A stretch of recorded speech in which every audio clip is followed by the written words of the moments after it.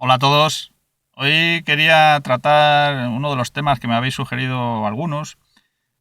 Hay algunos que tengo pendiente porque, por ejemplo, hay uno un poco fuera de lo habitual en los temas que suelo tratar, que algunos me habéis comentado que por qué no trato, que es el famoso para algunos expediente Royuela.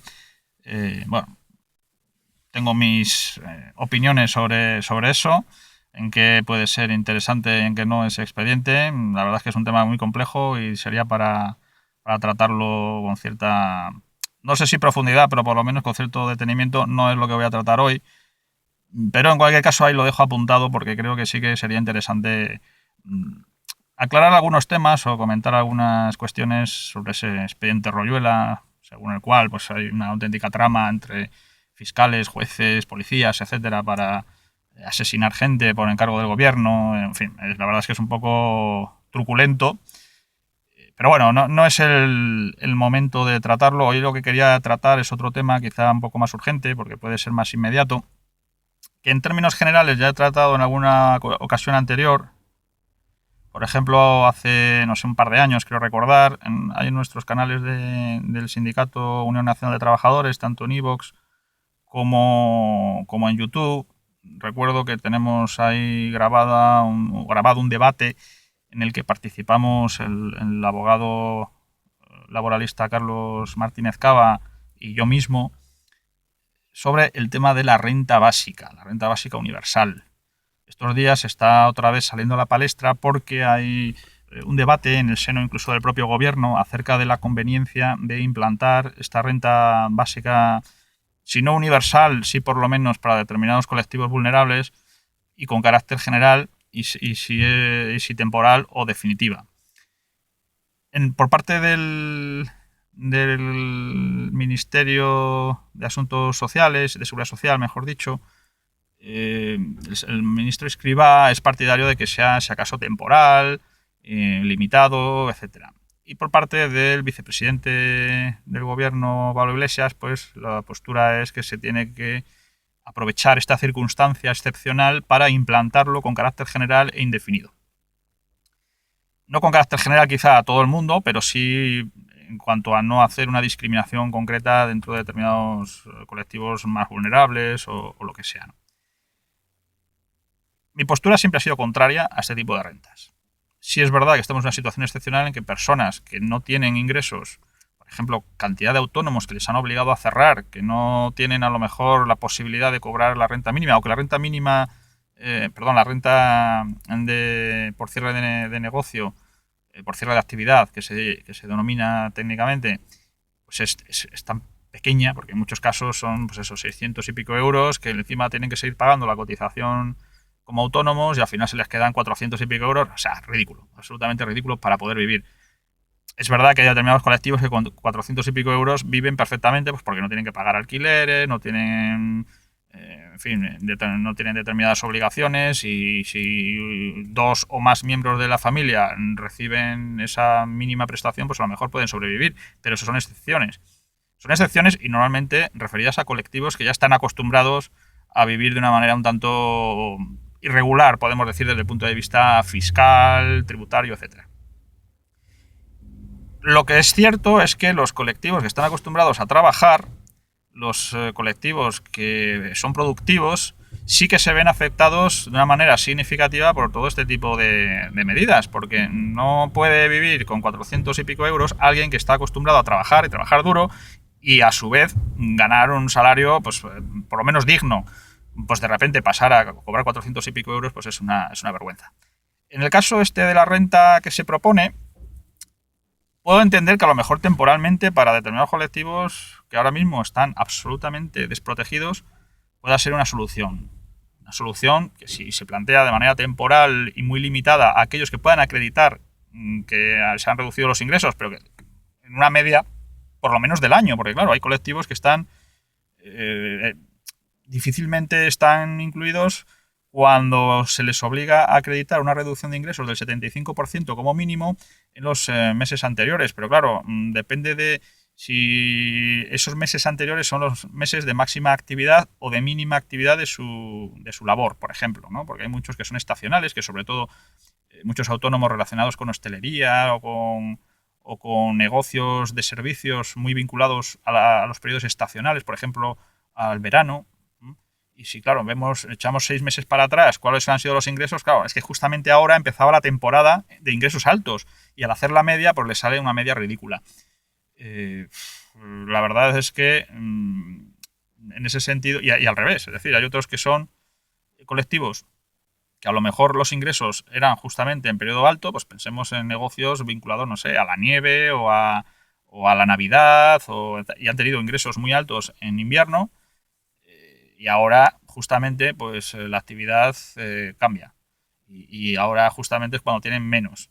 Bueno, pues a lo mejor esos en ese momento son los que más fácil pueden acreditar la reducción de ingresos, cuando en realidad, por una cuestión estacional,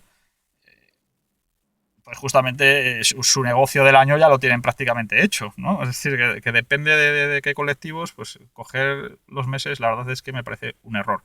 También se están dando casos, por ejemplo, de mujeres que habían cogido la maternidad, por ejemplo, los periodos de maternidad, y claro, ¿cómo acreditas los ingresos respecto a esa situación? Ha estado de maternidad, por lo tanto no ha tenido ingresos propiamente de la actividad, y ahora le dicen, acredite usted que en estos últimos meses ha tenido usted una reducción del 75%. Es decir, o se hace en términos como mínimo anuales, es decir, una media anual de todo el año anterior, desde febrero a febrero, o las situaciones que se generan son necesariamente injustas. Aún así habrá casos muy específicos también por tener una persona que ha estado mucho tiempo de baja médica, o etcétera, que también pueden dar lugar a situaciones injustas. Pero bueno, en cualquier caso, con prever que sea el último año de actividad real, pues bueno, por lo menos podremos tener un baremo más adecuado. En cualquier caso, yo lo que veo es que todas las ayudas que se están planteando, desde esta de la renta a otras, como tengamos en cuenta que ha habido un problema, por ejemplo, muy importante está habiendo para la recolección de determinados productos agrarios, al mismo tiempo que se redujo de 35 a 20, justo al principio o en el mes de febrero, creo recordar, se redujo de 35 a 20 el número de peonadas necesarias para poder acceder a la renta agraria. Es decir, se reduce el número de peonadas necesarias para cobrar la renta agraria, y ahora estamos en una situación de necesidad de mano de obra. Claro, que está cobrando la renta agraria porque ya hizo sus 20 peonadas, pues ¿para qué va a trabajar más para cobrar prácticamente lo mismo? Si él ya hizo sus 20 jornadas del año para cobrar todo el año, pues han tenido que recurrir a subterfugios de todo tipo para intentar que haya mano de obra. Claro, esto es fruto de una legislación que permanentemente está favoreciendo el no trabajar. Favoreciendo el no trabajar. Se habla, por ejemplo, de aplazamientos en el pago de los impuestos, en lugar de supresión de impuestos, pero al mismo tiempo se habla de las rentas. Entonces es contradictorio. Es decir, ¿por qué no beneficia usted con reducciones de impuestos en lugar de con rentas económicas? Pues os lo voy a decir. Os lo voy a decir. Porque en España tenemos un gobierno, los anteriores también, pero en este caso de una manera especial, tenemos un gobierno que está constantemente favoreciendo a los vagos, favoreciendo constantemente a los sinvergüenzas, a los que no pagan impuestos, a los que viven en la economía sumergida, a los ocupas. Hay ayudas incluso que son susceptibles de recibir personas que ocupen viviendas. También esto está beneficiando o puede beneficiar a los bancos, ¿no?, que tienen muchas viviendas vacías susceptibles de ser ocupadas, y por lo tanto pueden requerir a los ocupantes el que esa ayuda pues les revierta a ellos, ¿no?, por tener ocupada la vivienda. En fin, es una cosa de locos. Pero a lo que voy, y es lo que me parece interesante, es que en lugar de incentivar el trabajo, de que la gente trabaje, lo que se está incentivando es, con la excusa de la necesidad que existe y que hay que atender, lo que se está incentivando es el no trabajar. Esa es la realidad. ¿Hay que atender a los colectivos vulnerables? Sí, pero se puede atender de otras maneras. Si usted hace una medida que en general beneficie en cuanto a reducción de ingresos del Estado, de impuestos, pues está beneficiando a quien paga impuestos.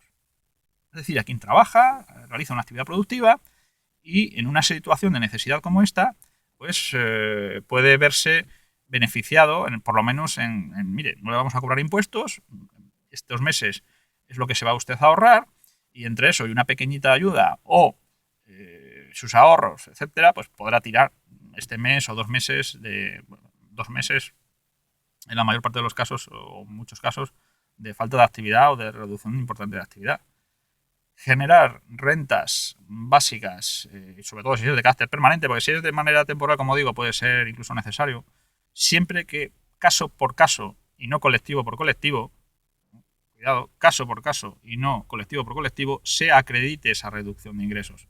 Se acredite esa necesidad de esa persona concreta por su situación familiar, personal, etc.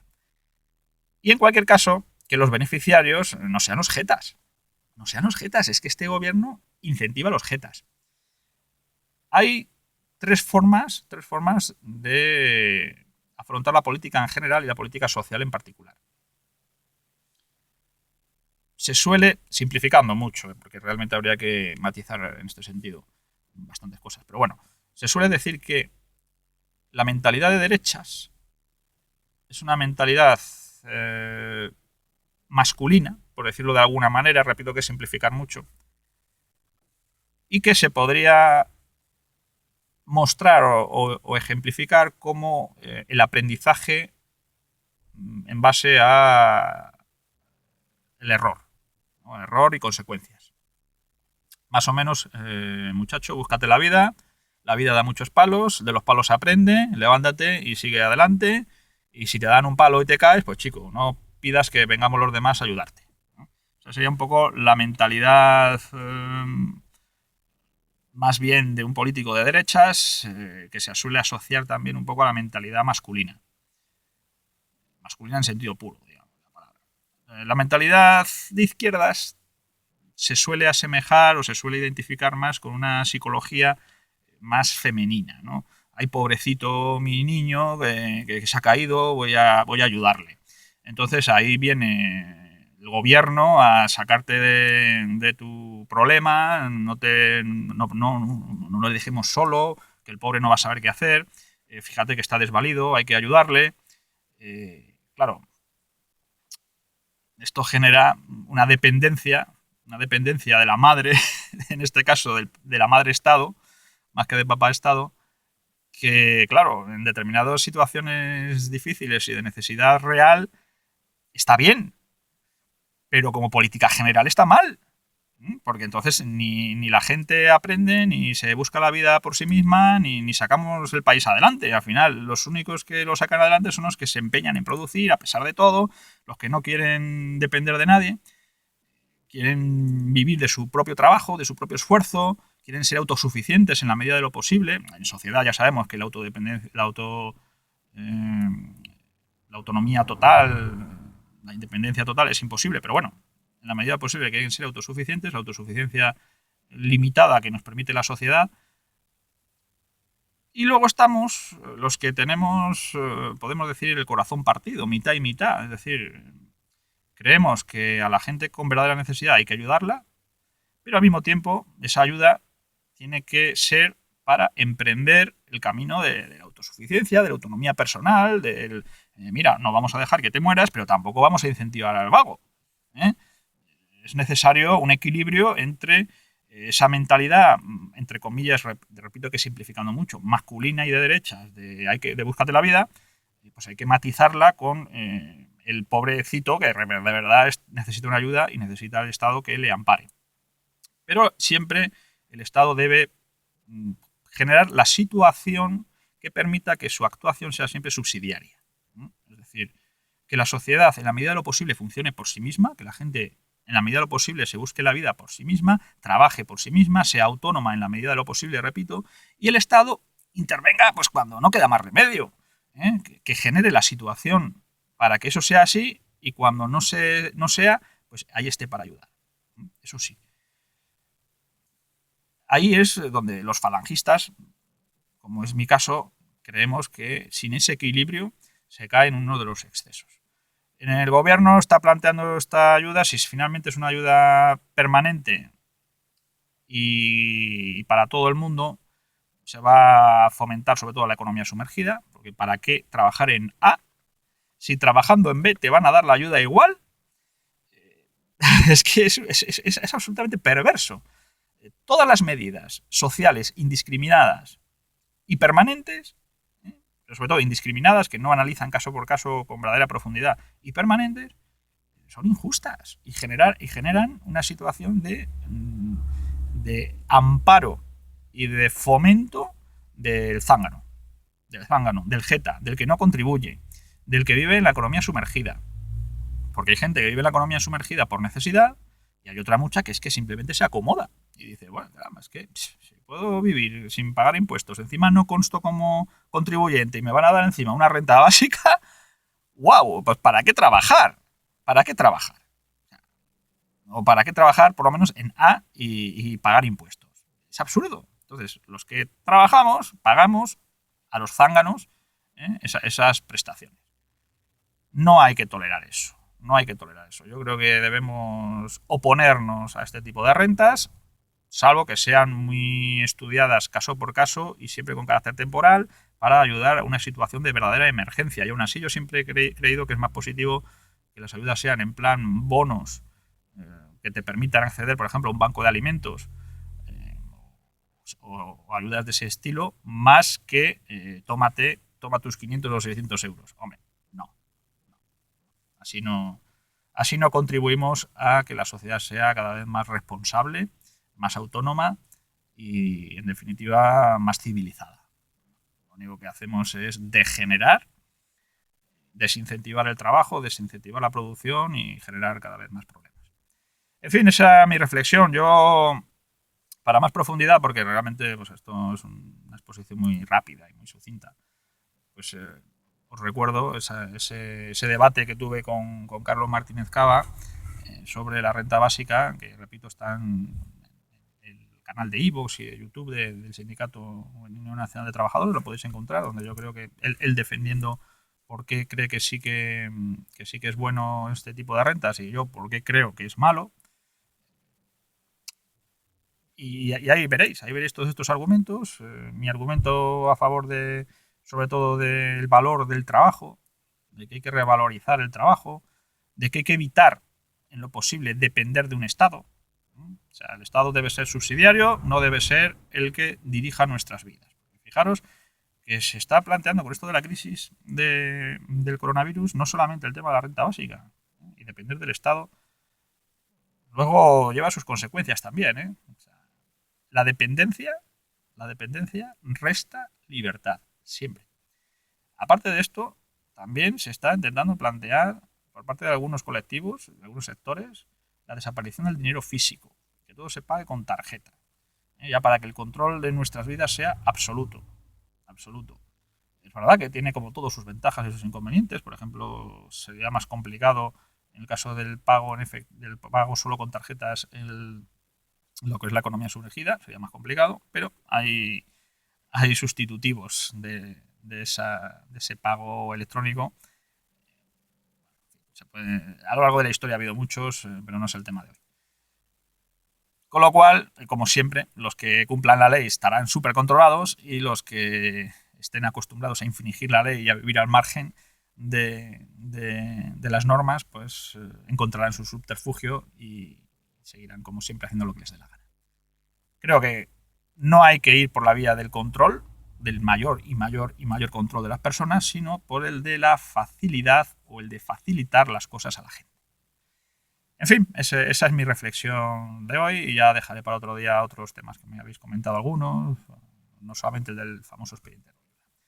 Que os cuidéis mucho, que todos estéis bien, que, en fin, independientemente de que creáis que las medidas que se han adoptado en unos casos que son exageradas, en otro caso que son insuficientes y tardías, pues independientemente de esas consideraciones, que lo llevéis con la mayor prudencia posible y nos vemos en otro vídeo cuando tenga un ratito, ¿vale?